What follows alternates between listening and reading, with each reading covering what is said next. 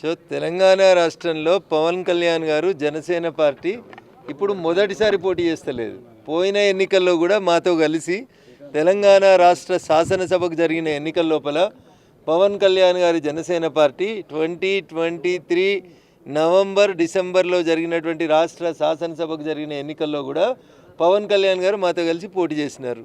కాబట్టి కొత్తగా తెలంగాణలోకి జనసేన ఏదో వస్తుంది, ఏదో పోటీ చేస్తుంది అనేటువంటి ఈ అపప్రదలు లేదా కొత్త నినాదాలను ఎవరైతే తెస్తున్నారో వాళ్ళు వాళ్ళ ఉనికికి ప్రమాదం వచ్చిందని భావించి మాత్రమే ఇట్లాంటి కొత్త తరహా ముచ్చట్లు తీసుకొచ్చే ప్రయత్నం చేస్తున్నారు.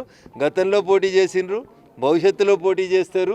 ఈ దేశంలో ఎన్నికల సంఘం చేత గుర్తింపు పొందినటువంటి ఏ రాజకీయ పార్టీ అయినా దేశంలో ఉన్నటువంటి ఏ కార్నర్లోనైనా పోటీ చేసేటువంటి అవకాశం ఉంది.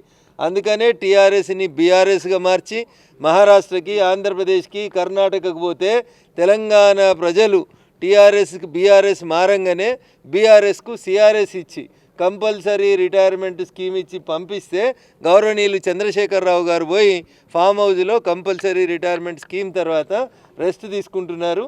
నేను మా ఈపీఎఫ్ కమిషనర్ రమేష్ గారికి రిక్వెస్ట్ చేస్తూ ఉన్నా, వారికి కూడా ఏమైనా పెన్షన్ వచ్చే కార్యక్రమం ఉంటే ఇప్పించవలసిందిగా కోరుతూ ఉన్నాను. Because is also a public servant కాబట్టి రిటైర్మెంట్ ఇచ్చి వారికి కూడా ఈపీఎఫ్ కమిషనర్ గారు పెన్షన్ ఇస్తే బాగుంటుందని నేను సూచిస్తాను. అంటే దేవుడి పేరు చెప్పి ఓట్లు అడగడమే బీజేపీ ప్రతిసారి చేస్తుంది, ఏం అభివృద్ధి చేసింది లేదు.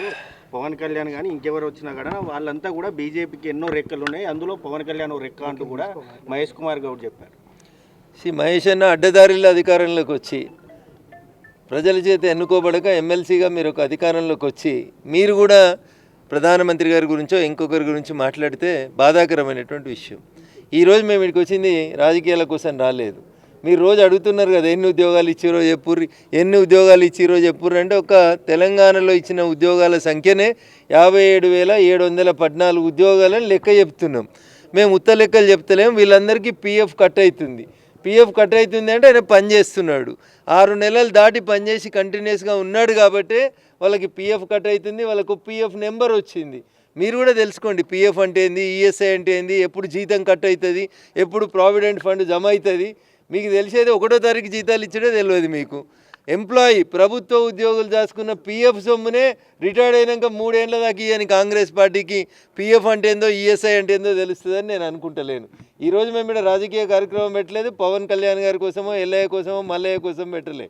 పనిచేస్తున్నటువంటి కార్మికులకి ఈపీఎఫ్ ద్వారా జరుగుతున్నటువంటి లాభాలను ఎక్స్ప్లెయిన్ చేయడానికి పెట్టినాం. కళ్ళుండి చూడలేని కబోదిగా ఎవరైనా మాట్లాడితే అది మహేష్ కుమార్ గౌడ్ గారైనా ఇంకొకటైనా వారి విఘ్నతకే వదిలేస్తారు. అంటే వాళ్ళు అంటే దీంట్లో ఏంటంటే పవన్ కళ్యాణ్ అనే వ్యక్తి బీజేపీ వదిలిన బాణంగా ఇండైరెక్ట్గా చెప్తున్నారు. ఎందుకంత భయపడతా ఉన్నారు? పవన్ కళ్యాణ్ గారు పోయిన ఎన్నికల లోపల కూడా జనసేన పార్టీ పేరు మీద మాతో కలిసి పోటీ చేసినారు. 24 ఎలక్షన్స్ 23 నవంబర్ డిసెంబర్లో జరిగిన ఎన్నికలలో పోటీ చేసినారు. వారు ఇంత టెన్షన్ పడాల్సినటువంటి అవసరం ఏముంది? ఎన్నికలు ఇంకా చాలా దూరం ఉన్నాయి. సగం రోజులే అయినాయి తెలంగాణ రాష్ట్ర ప్రభుత్వానికి.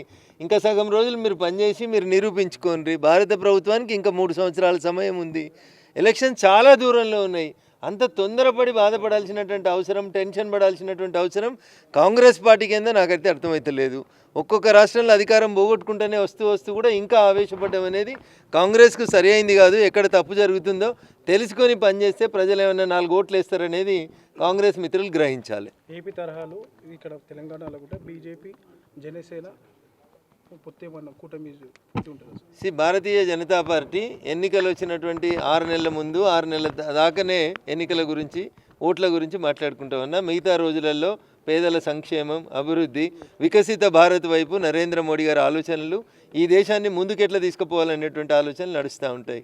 కాంగ్రెస్ పార్టీకి పొద్దున్న లేస్తే ఎన్నికలు, ఎలక్షన్లు, కలెక్షన్లు తప్ప ఇంకోటి తెలియని party Congress party. So we're not like that. మేము ఈ దేశంలో మాకు ప్రజలు 5 సంవత్సరాలకు అవకాశం ఇచ్చినారు. 3వసారి ప్రధానమంత్రిగా నరేంద్ర మోడీ గారు గెలిచినారు.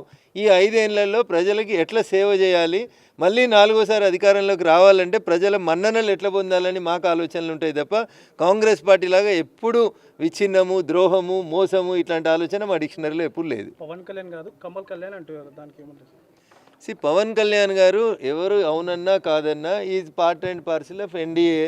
ఆంధ్రప్రదేశ్ అనేటువంటి రాష్ట్రంలో ఎన్డీఏలో భాగస్వామ్య పక్షమైనటువంటి తెలుగుదేశం, జనసేన, భారతీయ జనతా పార్టీ కలిసినటువంటి కూటమి ప్రభుత్వంలో వారు ఉప ముఖ్యమంత్రిగా ఉన్నారు. ఇంకా కొత్తగా ఇవాళ మాట్లాడుకోవాల్సింది ఏముంది? వీళ్ళకి కనబడతలేదా ఏంది? కాంగ్రెస్ ఆడ కూడా పోటీ చేసింది కదా, మీది జాతీయ పార్టీ కదా, అప్పుడు కూడా మేము ఎన్డీఏ కూటమిలోనే ఉన్నాం కదా, మరి కొత్తగా అడగాల్సిందేముంది? తమిళనాడులో కూడా ఎలక్షన్ క్యాంపెయిన్ చేయడానికి ఎన్డీఏ తరఫున పవన్ కళ్యాణ్ గారు కూడా వెళ్ళినారు. మాట్లాడితే పవన్ కళ్యాణ్ ఎందుకంత భయపడుతున్నారు పవన్ కళ్యాణ్ గారి పేరు చెప్తే? కాబట్టి ఎన్నికలలో ఎవరికైనా పోటీ చేసే అవకాశం ఉంది, ఓపికగా ఉండండి. మేమేదో కొత్తగా ఈరోజు పవన్ కళ్యాణ్ గారిని ఆహ్వానిస్తలేము. Is already a part and parcel of NDA government.